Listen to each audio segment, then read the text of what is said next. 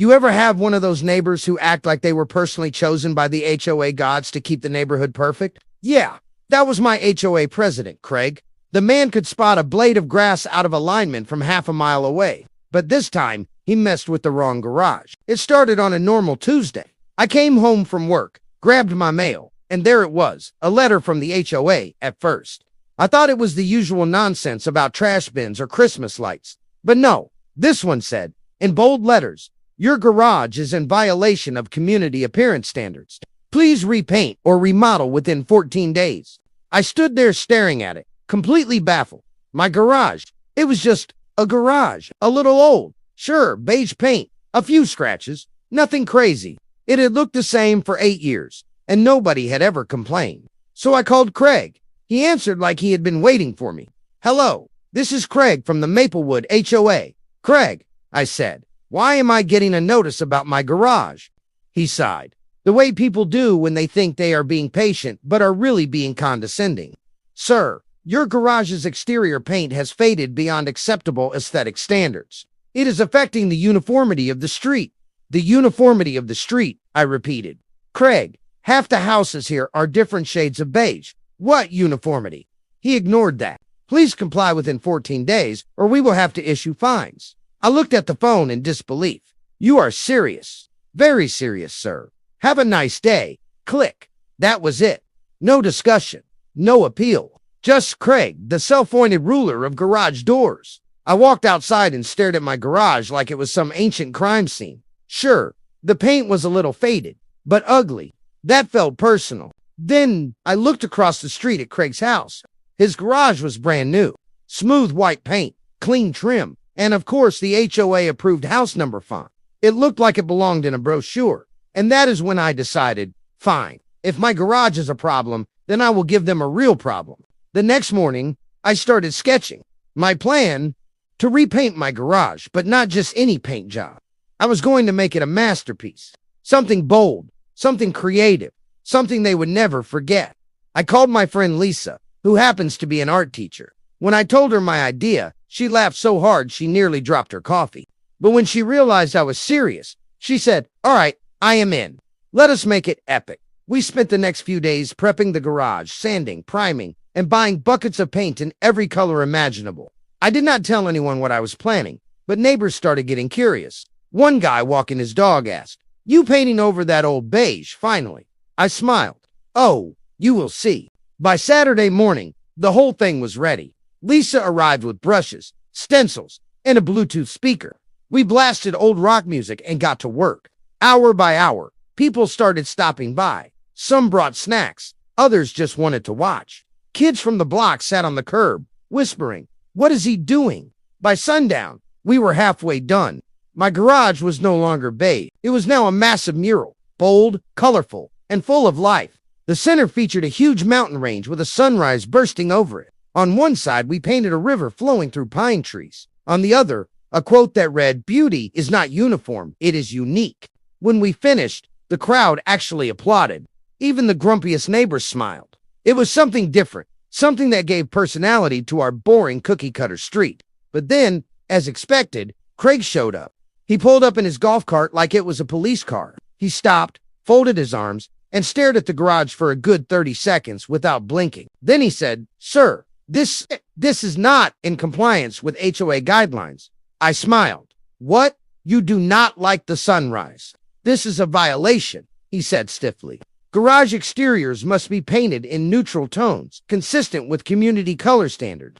You cannot simply paint a mural." "Oh, I can," I said. "You see, the HOA rules say garage doors must be painted and maintained. It does not say how." He blinked, trying to find a loophole in his own rules. "Well, it is. It is clearly non-conforming." "Non-conforming," I repeated. "Yeah, that sounds like a you problem." He gritted his teeth. "We will be discussing this with the board." I nodded. "Great. I will bring popcorn." As he drove away, I could see neighbors trying not to laugh. One of them whispered, "This is going to be good." And oh, it was because what Craig did not know was that by Monday, my ugly garage would be the most famous thing in town. By Monday morning, I could already tell something had changed. I stepped outside to grab the newspaper, and there were two teenagers taking selfies in front of my garage. One of them shouted, "Hey, you are the guy who painted this, right? It is awesome." I laughed. "Thanks. Just trying to add some color to the neighborhood." What I did not expect was how fast things would blow up after that. That afternoon, someone posted a photo of my garage on a local Facebook group called Our Town Highlights. Within hours, it had hundreds of likes. By the next day, thousands. Comments were flooding in. "Whoever painted this deserves a medal." Finally, something creative in this bland suburb. "The HOA is going to hate this." I love it. And they were right. The HOA hated it. By Wednesday, Craig had already called for an emergency board meeting. I knew because one of the board members, let us call her Janet, secretly texted me. She said, "Craig is furious. He is calling your garage a community eyesore. But honestly, half the board loves it." I could not help but laugh. When Thursday rolled around, a local news crew showed up. Apparently, the mural had become a mini attraction. They asked to film a short segment about the homeowner who turned HOA conflict into art. During the interview, the reporter asked, "So why did you do it?" I smiled and said, "Because they said my garage was ugly. Now it is a local landmark." That line, "now it is a local landmark," somehow made it into the headline on TV the moment it aired. It was over for Craig. The next day, cars started driving by just to see the mural. People stopped, took pictures, tagged me online. Some even brought their kids to look at it. Meanwhile, the HOA was in full panic mode.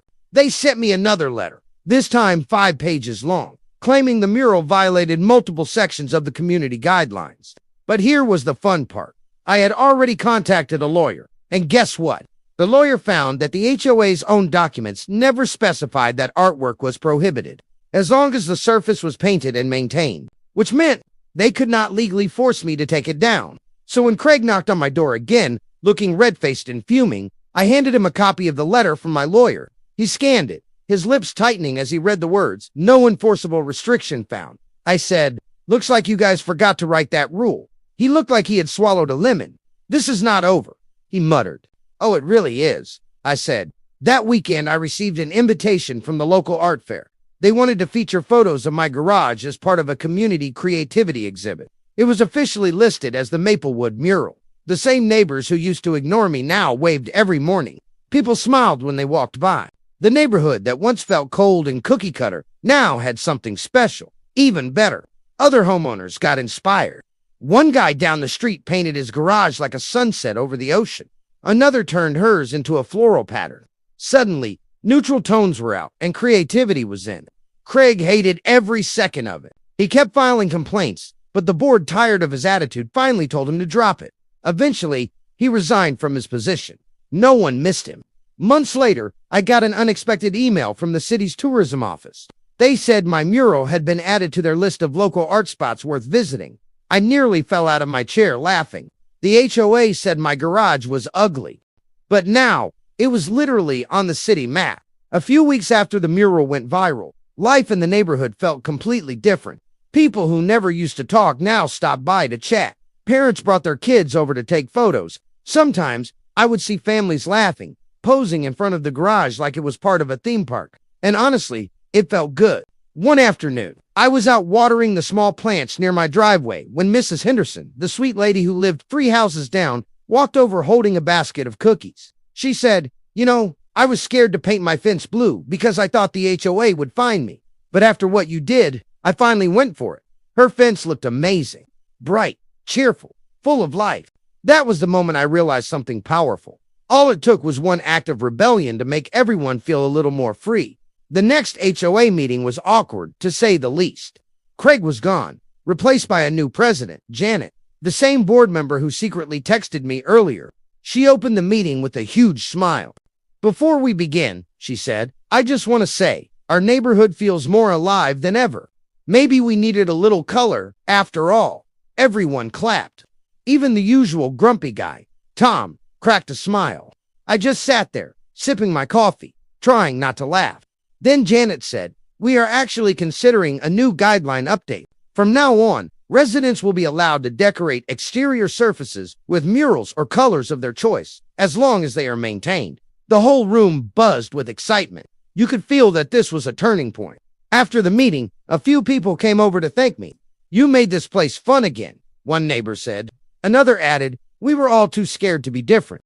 You reminded us that this is still our home. Later that week, I received another message from the same local news station that covered my story the first time. They wanted to do a follow-up feature called How One Homeowner Changed an HOA when they came over to film. I stood in front of the garage while they set up the camera. The mural behind me glowed in the sunlight, every color still bright, every line still clean. The reporter smiled and asked, "Would you say the HOA learned something from this experience?" I thought for a second, then said, "Yeah." They learned that a neighborhood is not just about rules and fences. It is about people, creativity, and the stories we build together. The segment aired that weekend, and once again, the response online was huge. People wrote comments like, "We need this guy in our HOA, and this is what community spirit looks like." But my favorite part was when a small art group reached out, asking permission to feature my garage mural in their annual photo book of community art. They titled the page, "The Garage That Broke the Rules." Every time I walk outside now, I see what this place has become, a neighborhood full of personality, laughter, and a little bit of color rebellion. I sometimes stand there looking at my garage, remembering how this all started, just one angry letter from a guy who thought beauty could be controlled with paperwork. Well, he was wrong, because what started as a so-called ugly garage ended up transforming an entire neighborhood. And honestly, every time I see someone stop to take a photo, I smile and think, maybe a little rule breaking was exactly what this place needed.